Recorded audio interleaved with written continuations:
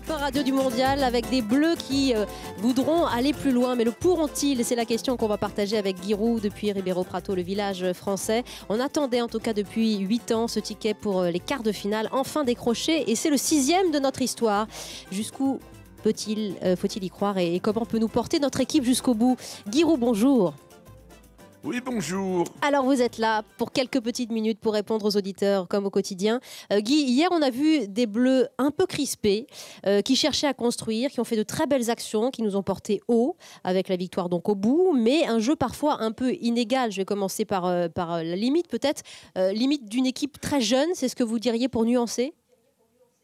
Je dirais aussi qu'un match de football, ça se joue contre un adversaire et que nous avions un adversaire extrêmement déterminé, bien organisé, expérimenté, qui a gagné la Coupe d'Afrique des Nations, qui fait presque toutes les Coupes du Monde, avec des joueurs qui jouent en première division dans toute l'Europe aussi, et donc pas du tout la petite colonie anglaise de 1880.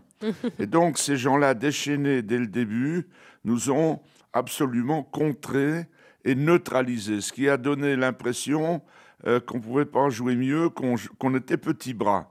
Et tant qu'ils ont eu des forces, c'était comme ça.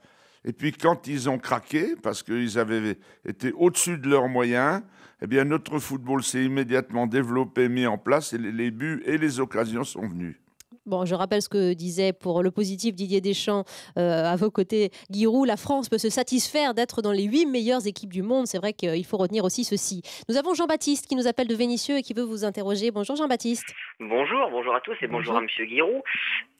Bonjour. Bonjour, en fait je vous appelle donc moi parce qu'en fait je suis fan de l'équipe allemande et je suis incapable.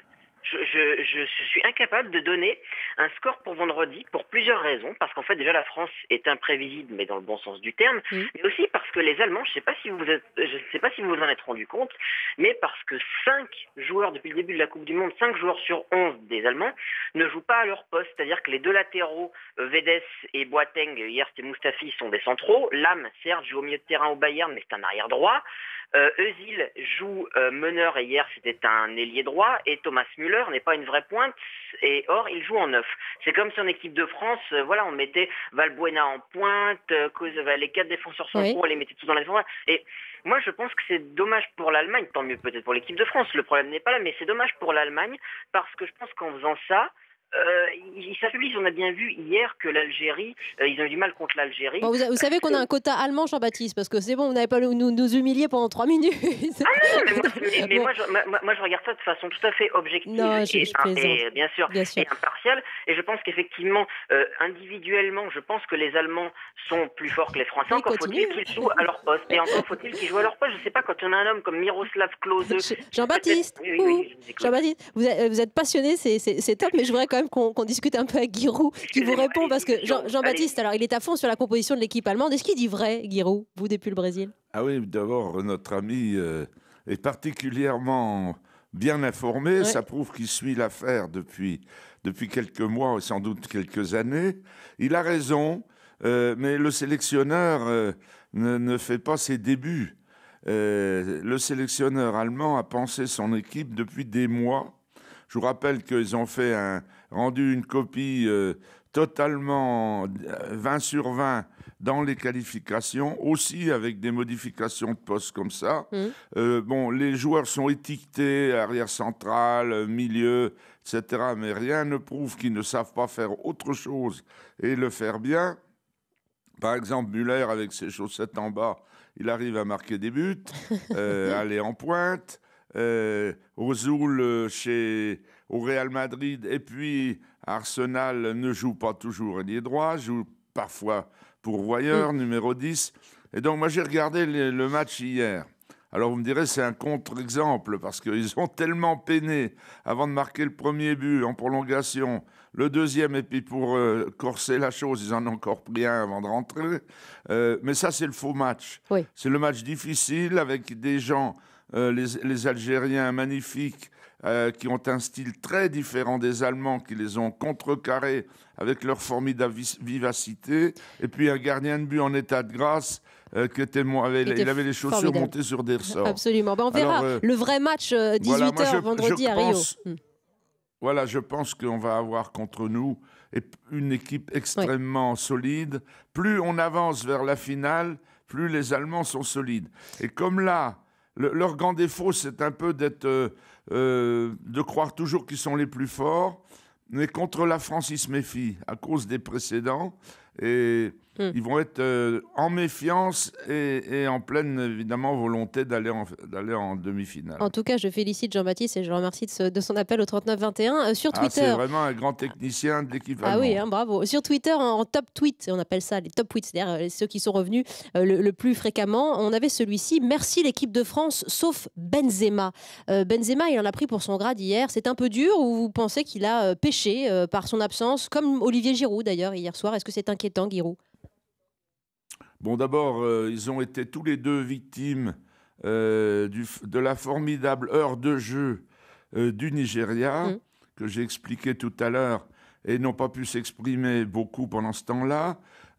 Giroud a usé la défense, a vraiment usé par sa volonté, par ses contres, par ses sauts, la défense du Nigeria. Benzema, c'est vrai, ça fait 2 matchs qu'il n'est plus en état de grâce, mais il a fait une très très belle dernière demi-heure en liaison avec les autres avants, et c'est grâce à lui beaucoup qu'on a pu marquer ces 2 buts. Donc accordons-lui le sursis pour le juger sévèrement, et puis continuons de l'aimer parce qu'il a besoin d'être aimé pour bien s'exprimer. Ah bon, on va lui donner beaucoup d'amour. C'est ça que vous attendez. Nous, on est prêts, nous, dans Europe Midi, pour 18h. Surtout si c'est vous, là, toutes les belles d'Europe 1, là, il va craquer. Merci beaucoup. Monsieur, vous avez une question dans le studio d'Europe 1, bonjour. Oui, bonjour Giroud. C'était pour savoir ce que vous pensiez de l'arbitrage dans cette Coupe du Monde. Bon, moi, que j'ai trouvé un peu très limite, mais enfin bon.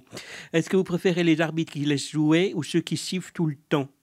Ah ouais, parce qu'il y a un arbitrage particulier hier, Giroud. Merci. Alors, c'est une question pertinente et bien posée. Quel est le niveau dans cette Coupe du Monde? J'ai vu, moi, 80% des matchs, vous savez, parce qu'on voyage, donc on n'est pas toujours au pied du poste. Enfin, j'ai vu 80% des matchs, dont tous les principaux. L'arbitrage, pour moi, globalement, est bon. Il est bon, il mérite lui aussi un 7,5 sur 10 ou 15 sur 20. Il y a quelques petites erreurs. Il y en a eu surtout dans les 2 premiers matchs dans le groupe du Mexique, je crois, ou du Chili, des hors-jeux sifflés à tort.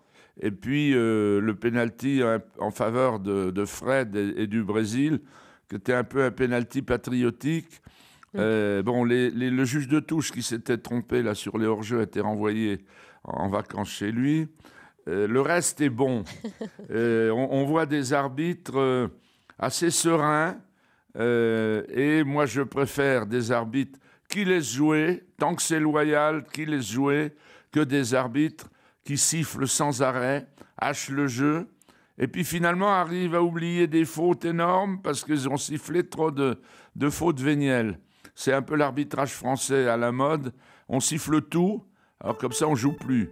Les Britanniques et d'autres. Et donc les Américains aussi, sont plus ouverts. Moi, je suis pour qu'on laisse jouer. Merci beaucoup pour cette réponse circonstanciée.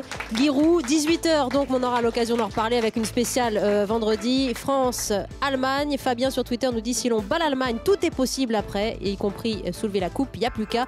Et Twitter en quart de finale nous dit l'Allemagne est notre bête noire en Coupe du Monde, mais les séries sont faites pour être arrêtées. Et on s'arrêtera justement sur cette morale.